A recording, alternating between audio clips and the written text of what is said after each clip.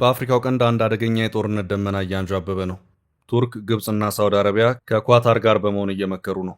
ምክሩ እስራኤል ወደ ሶማሊላንድ ጦሯን ካስገባች፣ ወታደራዊ ቤዝን ካቋቋመች የሚል ነው።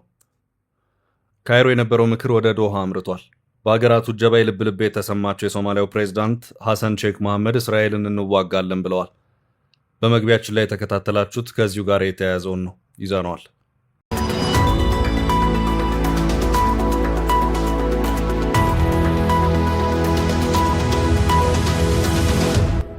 ለተሰንበት የሰዓቱን መረጃ አሰናድተናል። ይመጥናሉ፣ መደመጥ ይገባቸዋል ያልናቸውን መረጃዎች በቅድሚያ እናስተዋውቅ። በአፍሪካው ቀንድ ነገሩ እየከረረ ነው። እስራኤል ለሶማሌላንድ ሀገራዊ ዕውቅና መስጠቷን ተከትሎ ቱርክ፣ ግብፅ፣ ኳታርና ሳውዲ አረቢያ እየመከሩ ነው። ቱርክ ለሶማሊያ ኤፍ-16 ተዋጊ ጀቶችን አስረክባለች። የቱርኩ ፕሬዝዳንት ረሲብ ጠይብ ኤርዶጋን ካይሮ መክረው ተመልሰዋል። የሶማሊያው ፕሬዝዳንት ሐሰን ሼክ መሐመድ በአልጀዚራ ቴሌቪዥን መስኮት ብቅ ብለው እስራኤል በሶማሊላንድ አንድ ነገር ካደረገች በቀጥታ ወደ ውጊያ የምንገባ መሆኑ ይታወቅልን ብለዋል። እስራኤል ድምጿን አጥፍታ በስራ ላይ ናት። ሁኔታዎቹ ግን እየከረሩ ነው። ጥንቅራችን ከያዛቸው መረጃዎች መካከል ነው። የትግራይ ሰላምና ጸጥታ ቢሮ ለሰራዊቱ ውጊያ አቁሙ ሲል አንድ መግለጫ አውጥቷል። ህወሓት ወደ አፋር ክልል ቀሳውስትና መነኮሳትን በሽምግልና ደረጃ ልኮም ነበር። የተጀመረ የሽምግልና እንቅስቃሴም ነበር። ውጤቱም ታውቋል። እኛም በጥንቅራችን አካተነዋል።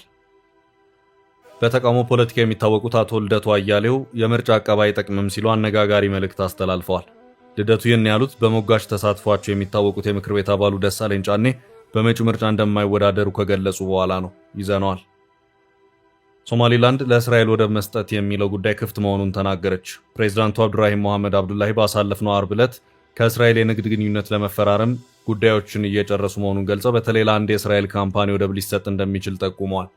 ወታደራዊ ጦር ሰፈርን በተመለከተም አቋማቸውን የገለጹበትን መረጃ ይዘናል። ኢትዮጵያ ለመጀመሪያ ጊዜ ነዳጅ በባቡር ከጅቡቲ ወደብ ማጓጓዝ መጀመሯ ተነገረ። የኢትዮ ጅቡቲ ባቡር አክሲዮን ማህበር ስራ አስፈጻሚ የሆኑት አቶ ታከለ ኡማ ለረጅም ጊዜ አገልግሎት ያልሰጡ የባቡር ዋገኖችን አገልግሎት በማስጀመር በባቡር 2 ዙር ነዳጅ የማጓጓዝ ሙከራው በስኬት መጠናቀቁን ይፋ አድርገዋል። መረጃውን ይዘናል። ከባድ የሰብአዊ ቀውስ እያስከተለ ባለው የሱዳኑ ጦርነት በድንገተኛ የድሮን ጥቃት በርካታ ንጹሃን ዜጎች መገደላቸው ተሰምቷል። መረጃውን ይሰሙታል።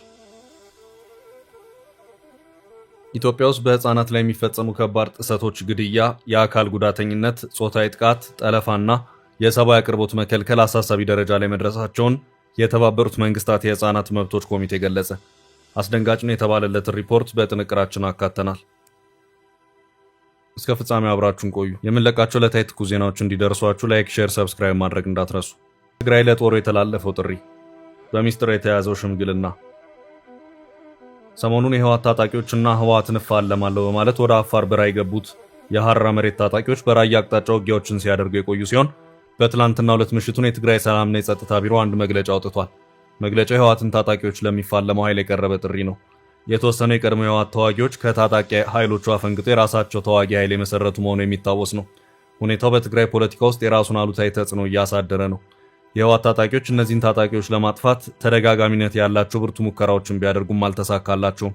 ጉዳዩን በሽምግልና መፍትሄ እንዲሰጠው ለማድረግ ተሞክሮም ነበር። ነገር ግን ጥረቱ ሳይሳካ ቆይቷል። እንደገና በድጋሚ ከሰሞኑ ህወሓት ቀሳውስትንና መነኮሳትን ወደ አፋር በመላክ ታጣቂዎቹ ለማግባባት ሞክሮ የነበረ ቢሆንም ታጣቂዎቹ አንፈልግም በማለታቸው ተጀምሮ የነበረው የሽምግልና ጥረት አልተሳካም። የዚህኑ ሽምግልና ጥረት ፍሬ አልባነት ተከትሎም የትግራይ ሰላምና ጸጥታ ቢሮ የቁጣና ዳግም ጥሪ የተቀላቀለበትን መግለጫ አውጥቷል። እናም የሰሞኑን ውጊያ ተከትሎም የትግራይ ሰላምና ጸጥታ ቢሮ ለዚሁ ተዋጊ ጦር የድጋሚ ጥሪ ያቀረበበት ሁኔታ ታይቷል። ጥሪው እስከዛሬው ጥረቶች ባይሳኩም በቃችሁ አትዋጉ የሚለው ነው ይታያል። መግለጫው ታጣቂዎቹን መስዋዕትነት አቁሙ የሚል ነው። ይኸው መግለጫ እናንተ የምትዋጉት የክህደት ኃይሎችን የስልጣን ጥማት ለማርካት ነውም ሲል ታጣቂዎቹን ከሷል። ህወሓትና የትግራይ ጊዜያዊ አስተዳደር እነዚህ ታጣቂዎች ወደ ትግራይ እንዲመለሱ ለማድረግ ብዙ ቢጥሩም እስከዛሬ የተሳካበት ሁኔታ የለም። ግጭቶቹ ግን ያዝ ለቀቅ እያሉ ቀጥለዋል። የትግራይ ጦር ከብዙ የውስጥና የውጭ ጠላቶች ጋር ተዋግቷል። የትግራይ ህዝብና የሉዓላዊ ግዛቶቿን ህልውና ለማረጋገጥ ሁሉንም አይነት መስዋዕትነት ከፍለዋል ያለው ይኸው መግለጫ ከነዚህ ሁሉ ተግዳሮቶች በኋላ ስር የሰደደ የቂም ጥላቻ ኃይሎች በሐራ መሬት ስም ለብሔራዊ ጀግንነት የሰራውን ሰራዊት የስልጣን ጥማቸውን ለማርካት ትርጉም የለሽ መስዋዕትነት ሰለባ እያደረጉት ነው ሲልም ከሷል። ይኸው መግለጫ አክሎም የጀግና ሰራዊታችን ክብር ጎድቷል በማለትም ችግሩ መፍትሄ እንዲያገኝም በሀገር ሽማግሌዎችና በሃይማኖት አባቶች በኩል ለመነጋገር ቢሞከርም አልተሳካም ብለዋል። የጠላቶችን ተልዕኮ ተቀብለው የግል ኢኮኖሚያዊ ጥቅሞቻቸውን ያስቀደሙ ጥቂት የቀድሞ የትግራይ ፖለቲካና የጦር መሪዎች ጉዳዩን በተሳሳተ መንገድ መርተው ወደ ግጭት አምጥተዋል ሲል የከሰሰው የትግራይ ሰላምና ጸጥታ ቢሮ መግለጫ የትላንትና የዛሬው እና የነገው የትግራይ ውስጣዊ ጉዳዮች በጠመንጃ ሳይሆን በውስጥ የፖለቲካ ውይይትና በባህላዊ የችግር አፈታት እንደሚፈቱ በመርህ ደረጃ ያለን እምነት ነው። የሰላምና ጸጥታ ቢሮ ይህንን ውይይት ለመደገፍ ከግማሽ በላይ ጥረት አድርጓል በማለትም በዚሁ ጥረት ውስጥ ነበረው ያላቸውን የሃይማኖት መሪዎችና የአገር ሽማግሌዎችን ሳናደንቅ አናልፍም ብሏል። ችግሮቹን በጠመንጃ ሳይሆን በንግግር እንፍታ ይባል እንጂ በሌላ አቅጣጫ ደግሞ በአንድ ስብሰባ ላይ ሀሳብ ልዩነት ያነሱ አንድ ጀነራል ከሰሞኑ በዚያው መቀሌ ታስረው ክስ እንዲመሰረትባቸው የተደረገበት ሁኔታም ታይቷል። የጀነራሉ ጥያቄ ሀራ መሬት በሚል በረሃ ወርደው ከህወሓት ታጣቂዎች ጋር ከሚፋለሙት አካላት ጋር ተመሳሳይነት ያለው ነው ይታያል። ወደ ቀጣይ መረጃ አለፍን። የወታደራዊ ዝግጅቱ ሚስጥር ወጣ። በአፍሪካው ቀንድ ነገሩ እየከረረ ነው። እስራኤል ለሶማሌላንድ ሀገራዊ እውቅና መስጠቷን ተከትሎ ቱርክ፣ ግብጽ፣ ኳታርና ሳውዲ አረቢያ እየመከሩ ነው። ቱርክ ለሶማሊያ ኤፍ-16 ተዋጊ ጀቶችን አስረክባለች። የቱርኩ ፕሬዝዳንት ረሲብ ጠይብ ኤርዶጋን ካይሮ መክረው ተመልሰዋል። በዚህ መሃል ደግሞ የሶማሊያው ፕሬዝዳንት ሐሰን ሼክ መሐመድ በአልጀዚራ ብቅ ብለው እስራኤልን በሶማሌላንድ እንፋለማለን አትጠራጠሩ በማለት ተናግረዋል። ፕሬዝዳንቱ በግብጽ፣ በቱርክ፣ በሳውዲ አረቢያና ኳታር እጀባ ልብ ልብ የተሰማቸው ነው ታይቷል። እናም ሲመከርበት የነበረውን ሚስጥራዊ ወታደራዊ ዝግጅት ፕሬዝዳንት ሐሰን ሼክ መሐመድ አልጀዚራ ላይ ለአደባባይ አብቅተውታል። በዚህም የሶማሊያው ፕሬዝዳንት ሐሰን ሼክ መሐመድ በአልጀዚራ ቴሌቪዥን መስኮት ብቅ ብለው እስራኤል በሶማሌላንድ አንድ ነገር ካደረገች በቀጥታ ወደ ውጊያ የምንገባ መሆኑ ይታወቅልን ብለዋል። እስራኤል ድምጿን አጥፍታ በስራ ላይ ናት። ሁኔታዎቹ ግን እየከረሩ ነው። እስራኤል ለሶማሌላንድ ሀገራዊ እውቅናን ስትሰጥ ሶማሌላንድና እስራኤል የተስማሙባቸው ወሳኝ ነጥቦች አሉ። አንደኛው ሶማሌላንድ የአብርሃም አኮርድ የተባለውን ስምምነት የምትቀበልበት ሁኔታ ከመኖሩ ጋር በተያያዘ እንደሆነ በእስራኤል በኩል ሲገለጽ ይሰማል። ከአልጀዚራ ጋር ቆይታ ያደረጉት የሶማሊያው ፕሬዝዳንት ሐሰን ሼክ መሐመድ ግን ነገሩ ሌላ ነው፣ ደርሰንበታል፣ የአብርሃም ስምምነት ወይም አብርሃም አኮርድ አይደለም፣ ይልቁንም እስራኤል ያሰበችውን ካደረገች ግን የምንፋለማት ይሆናል ሲሉ ተናግረዋል። ፕሬዝዳንቱ አብርሃም አኮርድ ያሉት በመጀመሪያው ፕሬዝዳንት ትራምፕ አስተዳደር ራሳቸው ትራምፕ በጀመሩት የሰላም እቅድ ለእስራኤል ሀገራዊ እውቅናን ያልሰጡ የተወሰነ የሙስሊምና የአረብ ሀገራት እውቅና ሰጥተው ከእስራኤል ጋር ዲፕሎማሲያዊ ግንኙነት የጀመሩት ስምምነት አይነት ነው። አይሁዶችም፣ ሙስሊሞችም፣ አረቦችም ክርስቲያኖችም የአብርሃም ዘር ናቸው በሚል የተሰጠ የስምምነት ስያሜ ነው። ይህ እንደ አውሮፓውያን አቆጣጠር በ2020 የተፈጸመ ስምምነት ሲሆን በዚሁ መሰረትም የተባበሩት አረብ ኤምሬት፣ ባህሬን እንዲሁም ሞሮኮና ሱዳን ከእስራኤል ጋር ዲፕሎማሲያዊ ግንኙነቶችን የጀመሩበት ሁኔታ ተፈጥሯል። ትራምፕ በዚሁ የአብርሃም ስምምነት ውስጥ ሳውዲ አረቢያን፣ ሶማሊያንና ሌሎች መሰል ሀገራትን ለማካተት ሙከራዎችን ቢያደርጉም ሶማሊያም እንደዚሁ ሳውዲ አረቢያም አሻፈሬም ብለው ራሳቸውን አገለሉ። እስራኤል በዞረችበት አንዞርም ምን ሲደረግ በማለት የትራምፕን የሰላም እቅድ በአደባባይ የገፉበት ሁኔታ ታየ። ትራምፕም ምን ሲደረግ ተደፈርኩ አሉ። ትራምፕና እስራኤል ከዚያን ጊዜ ጀምሮ ሶማሊያ ላይ ጥርስ ነከሱ። ሳውዲ ባላት የሀብት አቅም ተጽዕኖውን መከተችው። በመሃል ትራምፕ በባይደን ተሸንፈው ከስልጣን ተሰናበቱ። የአብርሃም አኮርድ ወይም የአብርሃም ስምምነት ፋይሉም በዚያው የተዘጋ መሰለ። የሶማሊያም ጉዳይ ወሬው ጠፋ። ትራምፕ ተመልሰው ወደ ስልጣን ሲመጡ የመጀመሪያው ቁጣቸውን ያሰሙት በሶማሊያና በሶማሊያ ላይ ነበር። ትራምፕ በአሜሪካ የሚገኙ የሶማሊያ ስደተኞችን ጠራርጌ ካላባረርኩ አሉ። ከዚህ ባለፈም ለመሆኑ ሶማሊያ ሀገር ትባላለች ወይ? ሶማሊያ ሀገር መሆን ያልቻለችው እንዲሁ ዝም ብሎ ሳይሆን በምክንያት ነው በሚሉ አለፍ ባሉ ንግግሮች ሲናገሩ ተሰሙ። በዚህ መሃል ማንም ባልጠበቀው መልኩ እስራኤል ለተገንጣዩ ሶማሊላንድ በድንገት ሀገራዊ እውቅናን ሰጠች። በጊዜው ሶማሊያውያንና መሪያቸው ሐሰን ሼክ መሐመድ ክፉኛ ተበሳጩ። ከአፍሪካ ህብረት እስከ አረብ ሊግና ሌሎች በርካታ ዓለም አቀፍ ተቋማት የእስራኤል ድርጊትን አወገዙ። ከዓመታት በፊት ከሶማሊያ ጋር በመሆን ከእስራኤል ጋር ዲፕሎማሲያዊ ግንኙነት አልመሰረትም ያለችው ሳውዲ ከግብጽና ቱርክ ጋር በመሆን በፍጥነት የእስራኤልን የሶማሌላንድ ሀገራዊ እውቅና አወገዘች። በአፍሪካው ቀንድ የፖለቲካ ፉክክሩ ጦፈ። ሳውዲ፣ ግብጽና ቱርክ እስራኤልን በመቃወም ዙሩን አከረሩት። እስራኤል ግን ከሶማሌላንድ እውቅና ፈቀቅ አላለችም። እንዲሁም ሁለት ሀገራት እንደሚያደርጉት ከሶማሌላንድ ጋር ሁሉን አቀፍ ግንኙነቶች ውስጥ ለመግባት እንቅስቃሴዎችን ማድረግ ጀመረች። አሁን ወሳኙ ስጋት ሆኖ እየተነሳ ያለውና የሶማሊያው ፕሬዝዳንት ከአልጀዚራ ጋር ባደረጉት ቆይታ ፍንጭ የሰጡት እስራኤል በሶማሌላንድ ወታደራዊ ቤዝን ካቋቋመች ወደ ለየለት ጦርነት እንገባለን የሚለው ነው።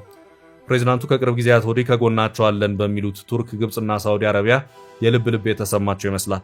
ግብጽ ወደ ሶማሊያ ጦር አስገባለሁ እያለች ነው። ከዚህ ቀደም የእስራኤልን አየር ኃይል ወታደራዊ ዱላ የቀመሰችው ኳታርም የዚሁ ማህበር አካል ሆና ከሶማሊያ ጎን ነኝ እያለች ትገኛለች።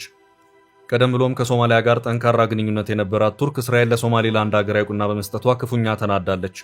መሪዋ ፕሬዝዳንት ረሲብ ጠይብ ኤርዶጋን ካይሮ ሄደው ከበድ ያለ ፉከራን ሲያሰሙም ተሰምተዋል። ከዚህ ባለፈም ኤርዶጋን ብዙ ሜዳ ሀገራት ትጥቅ ያልሆነውንና በአሜሪካ የተሰራውን ኤፍ-16 ጀትን ለሶማሊያ ያስረከብኩ ሲሉም ተደምጠዋል።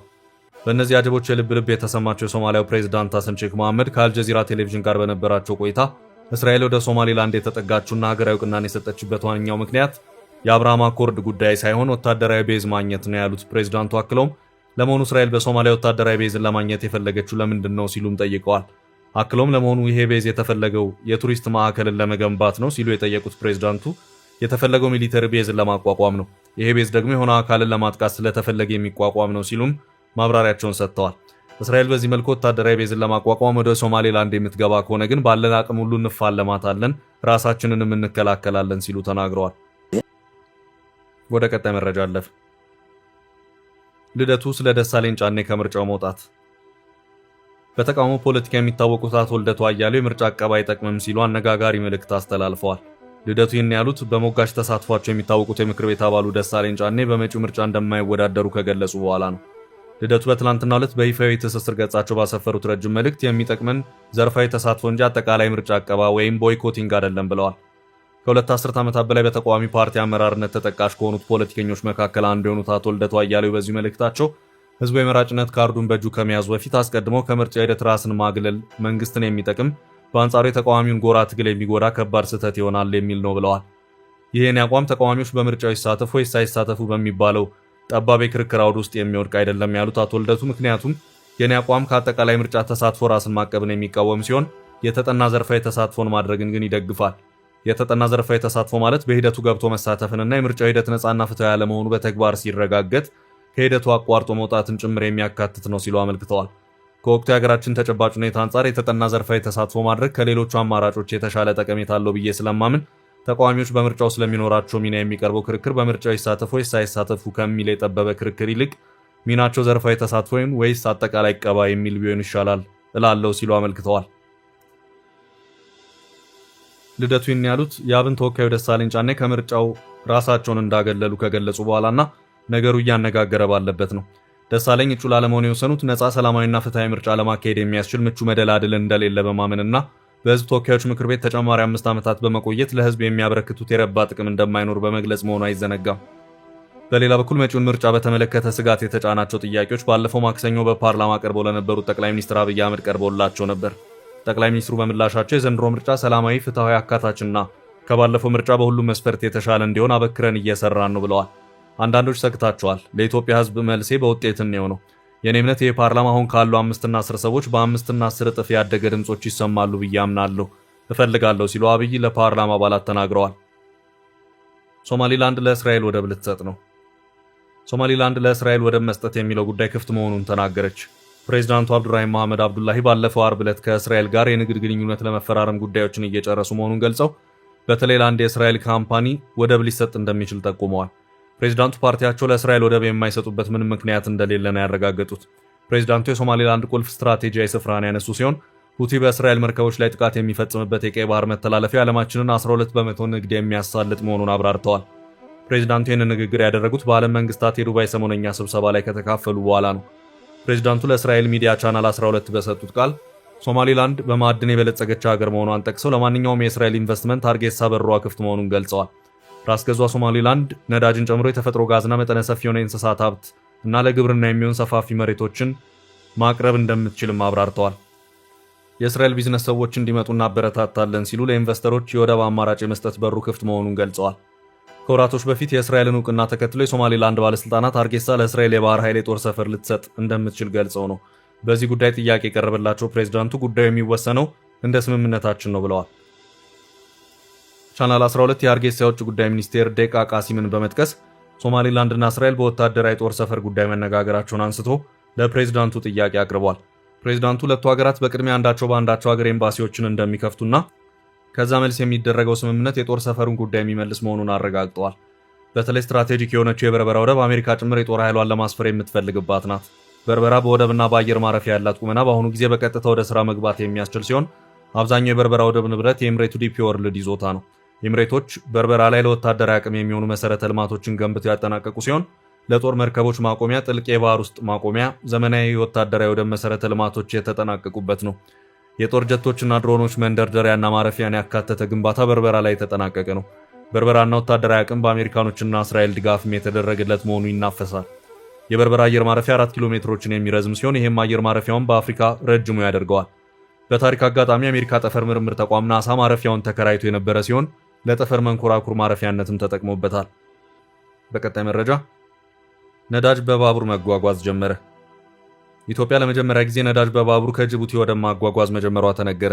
የኢትዮ ጅቡቲ ባቡር አክሲዮን ማህበር ስራ አስፈጻሚ የሆኑት አቶ ታከለ ኡማ ለረጅም ጊዜ አገልግሎት ያልሰጡ የባቡር ዋገኖችን አገልግሎት በማስጀመር በባቡሩ ሁለት ዙር ነዳጅ የማጓጓዝ ሙከራው በስኬት መጠናቀቁን በትላንትናው ዕለት በማህበራዊ ትስስር ገጻቸው ላይ ይፋ አድርገዋል።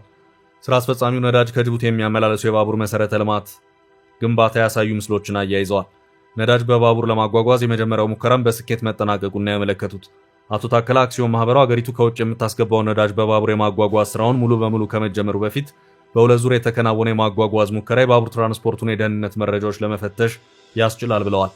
የባቡር ሀዲዱን ከጅቡቲ ሆራይዘን ተርሚናል ጋር በመሰረተ ልማት የማስተሳሰሩ ስራ እንደቀጠለ መሆኑን ታከለ ጨምረው ገልጸዋል። ኢትዮጵያ በዓመት ወደ 1.1 ሚሊዮን ሜትሪክ ቶን ነዳጅ ማለትም 110 ሚሊዮን በርሜል በቀን ወደ ሀገር ውስጥ የምታስገባ ሲሆን በዓመት ነዳጅ ኢምፖርት ለማድረግ እስከ $4 ቢሊዮን ድረስ ታወጣለች። ይህ ሀገሪቱ ከ20 እስከ 25 በመቶ የሚደርስ የውጭ ምንዛሬ ክምችትን የሚጠይቅ ግዢ ነው። ኢትዮጵያ 95 በመቶ ለሚሆኑ የነዳጅ ኢምፖርቷ የጅቡቲን ዶራሌ ወደብ እና ሆራይዘን ተርሚናል ትጠቀማለች። እስከ ባለፈው ሳምንት ድረስ ኢትዮጵያ ነዳጅ ከጅቡቲ ለማጓጓዝ ያላት አማራጭ በነዳጅ ጫኝ ቦቴዎች ማመላለስ ነበር። ለዚህ ስራ ከ500 እስከ 700 ነዳጅ ጫኝ ተሳቢ ቦቴዎች አገልግሎት ላይ ይውላሉ። በነዳጅ ቦቴዎች የሚደረገው ደርሶ መልስ ጉዞ ከ3 እስከ 5 ቀናትን የሚፈጅ ሲሆን ባቡሩ ሙሉ በሙሉ ወደ ስራ ሲገባ ግን ከ72 እስከ 120 ሰዓታት ብቻ የሚፈጅ ይሆናል። በመንገድ ነዳጅ ማመላለስ ወጪው ከፍተኛ ከመሆኑ ባሻገር ለነዳጅ ስርቆቶች የሚያጋልጥ ነው። የነዳጅ ስርቆቱ እንደ አዲስ አበባ ባሉ ከተሞች በተደጋጋሚ ጥረቶችን ሲፈጥርም ይስተዋላል። በባቡር ነዳጅ ማጓጓዙ ታዲያ የኢትዮጵያን የነዳጅ ወጪ ቁጥሮች የሚቀይር ይሆናል። በኤሌክትሪክ የሚሰራው ባቡሩ 750 ኪሎ ሜትሮችን የሚሸፍን ሲሆን አንድ ጉዞ ከ12 እስከ 15 ሰዓታት የሚፈጅ ነው። አንድ ነዳጅ ጫኝ የባቡር ተሳቢ 30 እና 40 የነዳጅ መኪኖችን የመያዝ አቅም በአንድ የሚያጓጉዝ ነው። ማለትም በአንድ ጉዞ ከ2.5 እስከ 3 ሚሊዮን ሊትር ነዳጅ ማጓጓዝ ይችላል። ነዳጅ በባቡር ማጓጓዝ ከ15 እስከ 20 በመቶ የመኪና ወጪን የሚቀንስ ይሆናል ተብሎ ይገመታል። በቅርቡ ጠቅላይ ሚኒስትር አብይ አህመድ ወደ ጅቡቲ ዶራሌ ወደብ ወርዶ የነዳጅ ባቡር መስመር ዝርጋታና ማስተሳሰሩ ምን ላይ እንዳለ መመልከታቸው ይታወሳል። በቀጣይ ርዕስ በድሮን ጥቃት የተገደሉት። ከባድ የሰብአዊ ቀውስ እያስከተለ ባለው የሱዳኑ ጦርነት በድንገተኛ የድሮን ጥቃት በርካታ ንጹሃን ዜጎች መገደላቸው ተሰምቷል። የሱዳን ፈጥኖ ደራሽ ኃይል በፈጸመው የድሮን ጥቃት ህጻናትን ጨምሮ 24 ሰዎች መገደላቸውን የዶክተሮች ቡድን አስታውቋል። አሶሺየትድ ፕሬስ እንደዘገበው የሱዳን ፈጥኖ ደራሽ ኃይል በማዕከላዊ ሱዳን የተፈናቀሉ ቤተሰቦችን በያዘ አንድ ተሽከርካሪ ላይ ትላንት ቅዳሜ በድሮን ባደረሰው ጥቃት ቢያንስ 24 ሰዎች መገደላቸውን የዶክተሮች ቡድን አስታውቋል። ከሟቾቹ መካከል 8 ልጆች ይገኙበታል ተብሏል። የፈጥኖ ደራሽ ኃይሎች ጥቃት በሰሜን ኮርዶፋን ግዛት በራሃድ ከተማ አቅራቢያ መፈጸሙን የሀገሪቱን ጦርነት የሚከታተለው የሱዳን የዶክተሮች ትስስር አስታውቋል። ተሽከርካሪው በሰሜን ኮርዶፋን ዱቤከራ አካባቢ ከጦርነት የሸሹ ተፈናቃዮችን ሲያጓጉዝ እንደነበር የዶክተሮቹ ቡድን ባወጣው መግለጫ ገልጿል። የዶክተሮቹ ቡድን ዓለም አቀፍ ማህበረሰብና የመብት ተሟጋች ድርጅቶች ሰላማዊ ሰዎችን ለመጠበቅ አፋጣኝ እርምጃ እንዲወስድና ለእነዚህ ጥቃቶች በቀጥታ የአርኤስኤፍ አመራርን ተጠያቂ እንዲያደርግ አሳስቧል። ለ3 ዓመታት ያህል ሀገሪቱን ለመቆጣጠር ከሱዳን ጦር ጋር ሲዋጋ የቆየው አርኤስኤፍ በጉዳዩ ላይ አስተያየት አልሰጠም። በጎርጎሮሳውያኑ ሚያዝያ 2023 በሱዳን ጦርና በአርኤስኤፍ መካከል በተፈጠረው የስልጣን ሽኩቻ በተቀሰቀሱ የሱዳን ጦርነት ከ40 ሺህ በላይ ሰዎች መገደላቸውን የተባበሩት መንግስታት ድርጅት መረጃ ያሳያል። ከ14 ሚሊዮን በላይ ሰዎች ደግሞ ከቤት ንብረታቸው ተፈናቅለዋል። ተፋላሚ ኃይሎቹ ስትራቴጂካዊ ቦታዎችን ለመቆጣጠር በሚል በውጊያው እንቀጥላለን ማለታቸውን ተከትሎ በርካታ የሰላም ጥረቶች ፍሬ ሊያፈሩ አልቻሉም። ጦርነቱ በዓለማችን ላይ ከፍተኛውን የሰብአዊ ቀውስ ማስከተሉን የተባበሩት መንግስታት ድርጅት ያሳወቀ ሲሆን ጦሩም ይሁን ፈጥኖ ደራሽ ኃይሉ ሰፋ ያሉ የሰብአዊ መብት ረገጣዎችን ፈጽመዋል ተብለው ይከሰሳሉ። ውድ ቤተሰቦቻችን ለዛሬ ያዝንላችሁን ርዕሰ ጉዳዮች እዚህ ላይ ቋጨን። ላይክ፣ ሼር እና ኮሜንት በማድረግ ለቻናላችን ድጋፋችሁን መግለጽ እንዳትዘነጉ እያልን ከሌሎች መረጃዎች ጋር ደግመን እስክንገናኝ ቸር ያሰማን ስንል ተሰናበትን።